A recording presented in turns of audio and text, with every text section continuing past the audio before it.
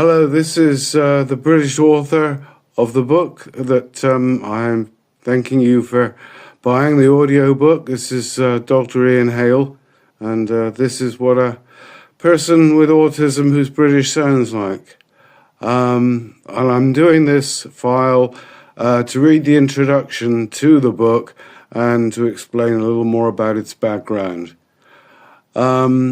The introduction is called Opening the Door, and autism and neurodiversity in general is still something of a secret, I guess. And it's still something to be explored, and it is being explored. And this is kind of the door, very much like opening the wardrobe door in C.S. Lewis, I guess. There are a large number of excellent and highly informative books and movies and some TV shows about various types of neurodiversity. A great friend and supporter and encourager of mine, the late Dr. Harold Reitman, the founder of Different Brains in Florida, Tony Attwood, Wendy Lawson, Vera Quinn, Dr. Stephen Shore, Dr. Jennifer Hawkins. I mean, I could name a lot, and there are some truly thought-provoking films like Rain Man, Mercury Rising, and more recently, My Name is Khan. Additionally, there are some very fine websites which are worth looking at, including WebMD, Oasis, and autismlink.com, together with the websites of the famous Tomati and the Karolinska Institutes in Stockholm, Sweden. The London publishing house, Jessica Kingsley, has a very wide range of books about neurodiversity, about education, and that whole subject of the SEND, and it's worth looking at. And there's a new organization called dyslexia.org, which deals minutely and very accurately with a very broad variety of issues in what is a very high-profile subject.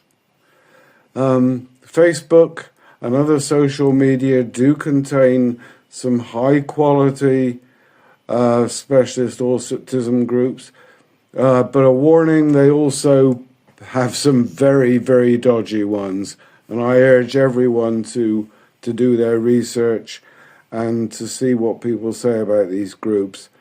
Social media can be a great help or something that really turns your head around the wrong way.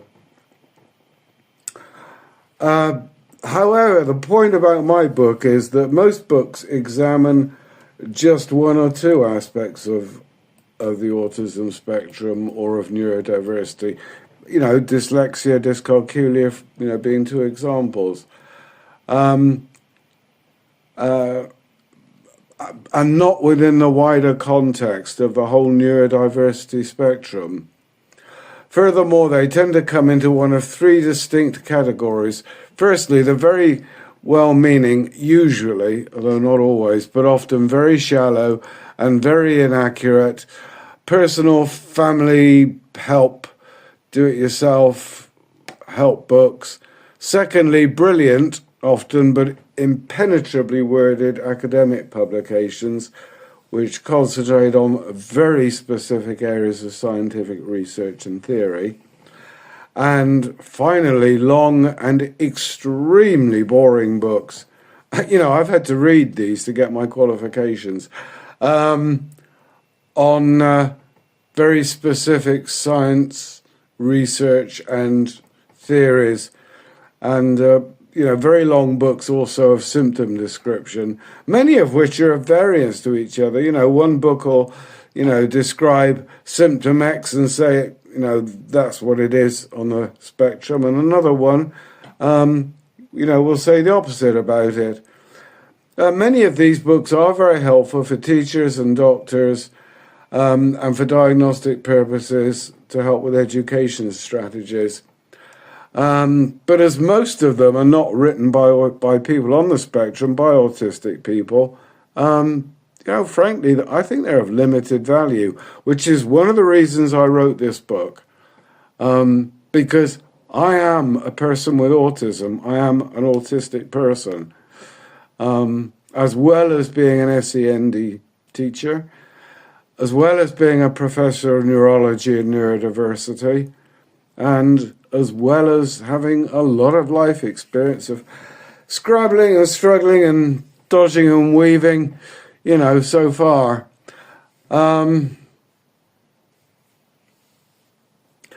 So I wanted to put the whole subject into real context, about a real human being with a real family and real friends, with the goal of enriching the everyday lives and of people affected by these various conditions, and reassuring you that, believe me, your experiences, you are not alone.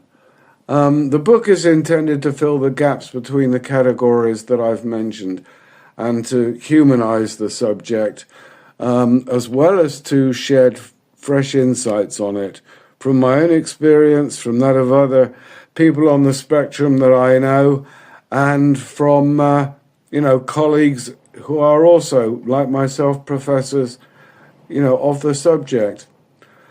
The book very deliberately avoids jargon, medical and psychiatric, and kind of new age psychobabble, and it seeks to demystify and rectify the problems inherent in autism by examining in the clearest terms possible the whole breadth of the subject, not just bits and bobs here and there, and beginning and doing it in a very lineal way, starting with its history and including practical advice at every level, but without being a medical type textbook or something that you'd need, multiple degrees or anything to understand. This is a book for people, to read at any time and under any circumstances. And it's written in plain, American English.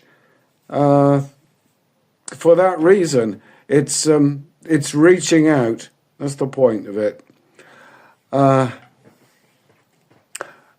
looking to unravel medical, psychiatric, and psychological terminology to reveal what they really mean, and what autism really is, and what it means in an everyday basis to be an autistic person, in day-to-day life, and then analyze the strengths and weaknesses in order to offer practical and constructive strategies on dealing with it directly on its own terms and as it affects each individual and family.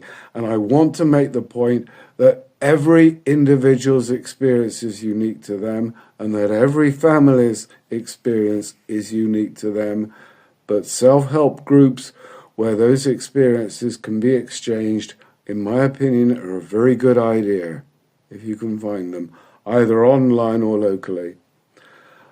This book is a comprehensive look at the subject, drawn from a number of avenues of thought and knowledge, including anecdotal ones, as well as a series of ideas, research and commentary gained from numerous sources from around the world. I don't claim it to be the definitive book, but what I do claim is that it is the definitive guidebook. A complete science-based understanding of the subject is a very long way away, even if it's ever achievable, which I doubt. And any book or person who claims to have all the answers doesn't, believe me. It's vitally important to acknowledge, as very few doctors, teachers, or social services are willing to do for I don't know what, that people with autism, I like to use the more modern term autists, rather than autistics or that kind of thing, are individuals first and patients who happen to have a form of neurodiversity secondly.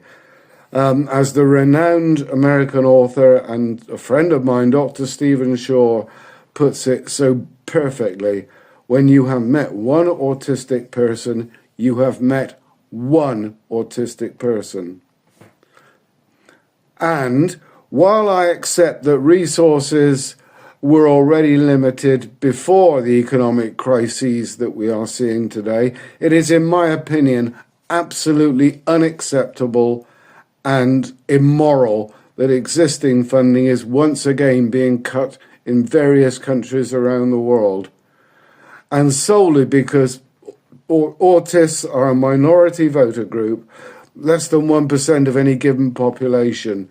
It's cowardly, it's social targeting, it's victimization, and it's bullying, and I've no time for any of those things.